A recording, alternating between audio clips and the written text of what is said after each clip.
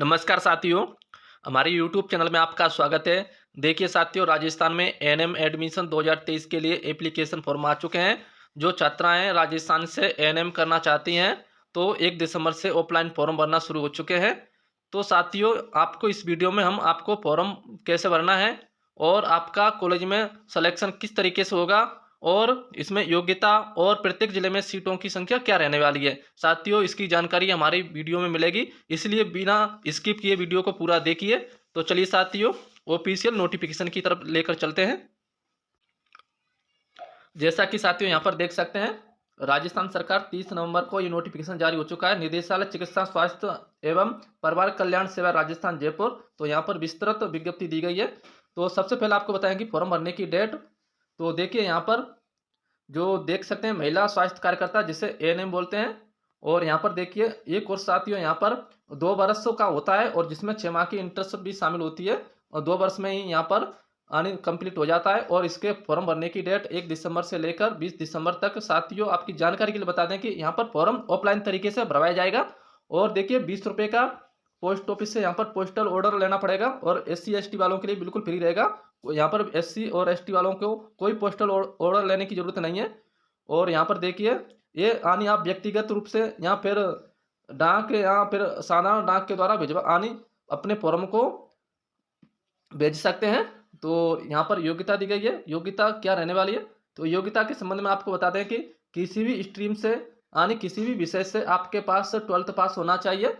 और इसके लिए यहाँ पर जो कोर्स की अवधि क्या रहेगी, तो कोर्स की अवधि साथियों हमने बता दी कि 2 साल की रहेगी, जिसमें जिसमें 18 माह का जिसमें 18 माह की ट्रेनिंग और 6 माह की इंटर्नशिप रहेगी।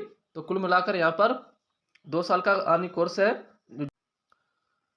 और इसके अलावा यहाँ पर आयु देख सकते हैं, आपकी एज क्या होनी चाहिए इस कोर्स में एडमिशन लेने के लिए। तो आयु यहाँ पर देखिए 31 दिसंबर 2023 को कम से कम आप 17 वर्ष के होने चाहिए और अधिक से अधिक यानी 34 वर्ष से अधिक नहीं होने चाहिए। तो यहाँ पर दी गई है।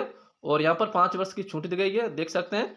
यहाँ पर अति पिछड़ा वर्ग के लिए अन्य अन्य SC और ST और अति पिछड़ा वर्ग के लिए यहाँ पर 5 वर्ष की छूट दी गई है। और यहाँ पर देखिए आपको पता होगा कि राजस्थान में आरक्षण किस तरीके से रहता है। तो आरक्षण के यहाँ पर आरक्षण को लेकर यहाँ पर दिया गया है, देख सकते हैं। और इसके अलावा देखिए नीचे की तरफ आपको लेकर चलते हैं।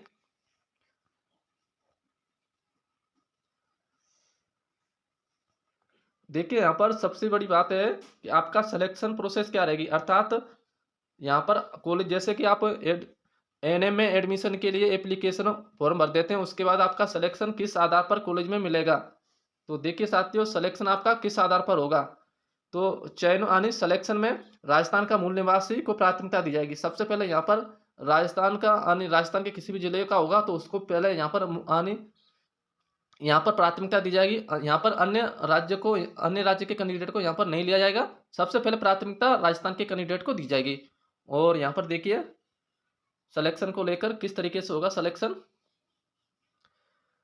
देख सकते हैं। यहाँ पर देखिए माध्यमिक शिक्षा बोर्ड राजस्थान अजमेर में सीनियर सेकेंडरी अर्थात 12th या इसके समकक्ष मान्यता प्राप्त उत्तीर्ण परीक्षा में प्राप्तांकों के आधार पर यहाँ पर देख सकते हैं कि जो सीनियर सेकेंडरी होती है साथियों, यहाँ पर जो 12वीं क्लास में जितने आपके परसेंट है उन्हीं परसेंट के आधार पर आपका जो मेरिट लिस्ट बनाई जाएगी उसी के आधार पर आपका सिलेक्शन होने वाला है।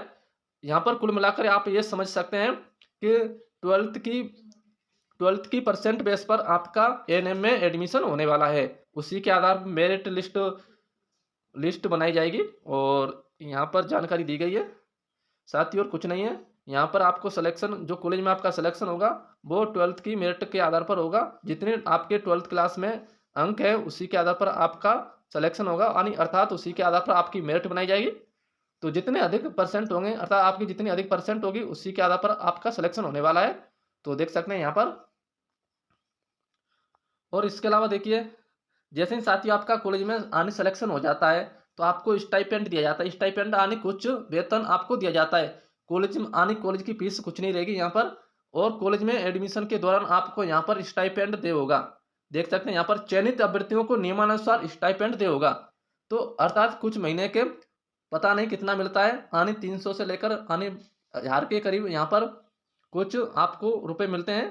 तो साथ ही यहाँ पर देखिए आपका यानी कॉलेज में आपकी पढ़ाई भी हो रही है और पैसा भी मिल रहा है, यहाँ पर दोनों काम हो रहे हैं एक साथ। देख सकते हैं कितना भी अच्छा कोर्स है।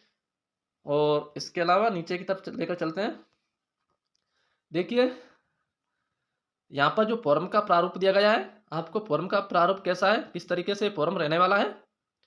तो देखिए यहाँ पर पासपोर्ट साइज का फोटो, और इसके अलावा यहाँ पर जो जो 12वीं क्लास की डिटेल भरनी होगी, उत्तीर्ण उत्तीर्ण होने का वर्ष, रोल नंबर, और कितने का पूर्णांक था, कितने अंक प्राप्त किए, और कितने आने प्रतिशत आपके बने, और यहाँ पर किस बोर्ड से प्राप्त किए, अर्थात किस बोर्ड से आपने 12वीं क्लास पास की।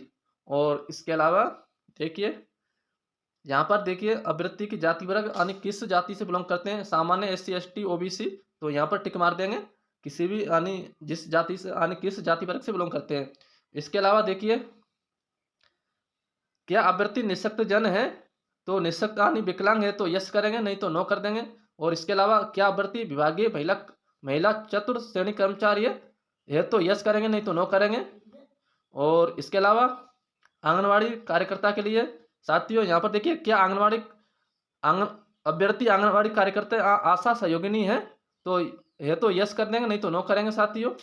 अगर देखिए यदि हो तो भाग सा को भरना है। देखिए यहाँ पर एक फॉर्म होगा भाग सा, जो अलग से आंगनवाड़ी कार्यकर्ता के लिए होगा, और उसको अलग से भरना होगा जो आंगनवाड़ी कार्यकर्ता होंगे उनके लिए। और देखिए यहाँ पर क्या मिलिट्री पैरा मिलिट्री पुलिस मृतक पुलिसकर्मियों की विधवा अन्य श्रेणियों की विधवा तलाकशुदा है, यह तो यस करें, नहीं तो नो करेंगे। और इसके अलावा देखिए सक्षम अधिकारी द्वारा जारी प्रमाण पत्र संलग्न करना अनिवार्य है। तो यहाँ पर देखिए आपकी जो जाति का जो प्रमाण पत्र होगा साथियों, सक्षम प्राधिकारी द्वारा जारी प्रमाण पत्र संलग्न करना अनिवार्य है। तो कौन कौन से आने यहाँ पर प्रमाण पत्र आने जारी करेंगे तो देख सकते हैं। और यहाँ पर देखिए आवेदन शुल्क पोस्टल ऑर्डर नंबर लिखेंगे, दिनांक लिखेंगे, और उसकी राशि लिखेंगे कितने रुपए का, यानी 20 रुपये, तो उसको यहाँ पर फिलअप कर देंगे। और इसके अलावा देखिए यहाँ पर अपनी डिटेल लिखेंगे। अभ्यर्थी का नाम देखिए हिंदी अंग्रेजी दोनों में लिखना होगा, और यहाँ पिता का नाम, और यहाँ पर पति का नाम लिखेंगे, और जन्म तिथि लिखेंगे अपनी, और जन्म तिथि का 10वीं की मार्कशीट संलग्न करेंगे। और साथ ही 31 दिसंबर 2023 को आप कितने आने 31 दिसंबर 2023 को आप कितने वर्ष, कितने माह, कितने दिन के हो रहे हैं यहाँ पर आने फिलअप करेंगे।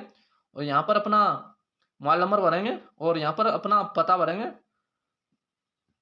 और इसके अलावा यहाँ पर अपने हस्ताक्षर कर देंगे, देख सकते हैं। देखिए यहाँ पर हस्ताक्षर करेंगे। और डाक का पता देखिए यहाँ पर डाक का पता आपका यानी आपकी डाक का पता क्या है, अर्थात अपना पता भरेंगे।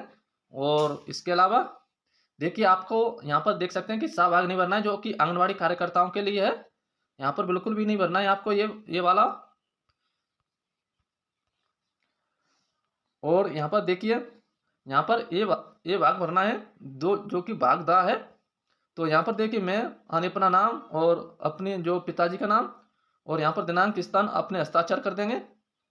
और इसके अलावा देखिए इस फॉर्म को भरने के बाद एक लिफाफे में, जिसमें आपका आधार कार्ड, जाति प्रमाण पत्र, मूल निवास, और 10वीं 12वीं की मार्कशीट, इनकी फोटो प्रति हस्ताक्षर करके एक लिफाफे में बंद करके साथियों जिस जिले से फॉर्म भर रहे हैं उस जिले का यहाँ पर एड्रेस सहित वहाँ पर भेजना होगा, या व्यक्तिगत रूप से आपको देना होगा, या फिर डाक द्वारा भेज सकते हैं, तो देख सकते हैं। और इसके अलावा आपको बता दें कि क्या एक कैंडिडेट एक ही फॉर्म भर सकता है? नहीं साथियों, यहाँ पर एक कैंडिडेट कम से कम सभी जिलों से फॉर्म भर सकता है। अर्थात जो कैंडिडेट भरतपुर का है तो धौलपुर से, करौली से, सवाई माधोपुर से, जयपुर से, जैसलमेर से, किसी भी जिले से फॉर्म भर सकता है, और कितने भी फॉर्म भर सकता है। अर्थात एक कैंडिडेट 32 अपने जिले से और 32 जिलों से भी फॉर्म भर सकता है। अपने जिले के अलावा सभी जिलों से फॉर्म भर सकता है। अर्थात कुल मिलाकर यहाँ पर 33 जिले हैं तो 33 फॉर्म लगा सकता है। तो कितने भी फॉर्म भर दो साथियों। और इसके अलावा देखिए सीटों की संख्या क्या रहने वाली है, तो सीटों की संख्या दी गई प्रत्येक जिले में साथियों। यहाँ पर देखिए जो आपको बताया कि किस आनी एड्रेस पर भेजना होगा, तो यहाँ पर देख सकते हैं कि एड्रेस यहाँ पर दिया गया है, मुख्य चिकित्सा स्वास्थ्य अधिकारी और उस जिले का नाम और वहाँ का पिन कोड, उसी एड्रेस पर साथियों अपने फॉर्म को भेजना होगा। और देखिए यहाँ पर सीटों की संख्या दी गई प्रत्येक जिले में, तो देखिए यहाँ पर जिले दिए गए हैं और सीटों की संख्या यहाँ पर दी गई है। तो प्रत्येक जिले में कितनी सीटें हैं और इसके अलावा साथियों यहाँ पर एक जो अतिरिक्त जिला नहीं है साथियों, यहाँ पर जो अतिरिक्त कॉलेज यहाँ पर दी गई है, मुख्य चिकित्सा स्वास्थ्य अधिकारी केकड़ी, जो कि अजमेर में आता है, उसमें सीटों की संख्या 60 है।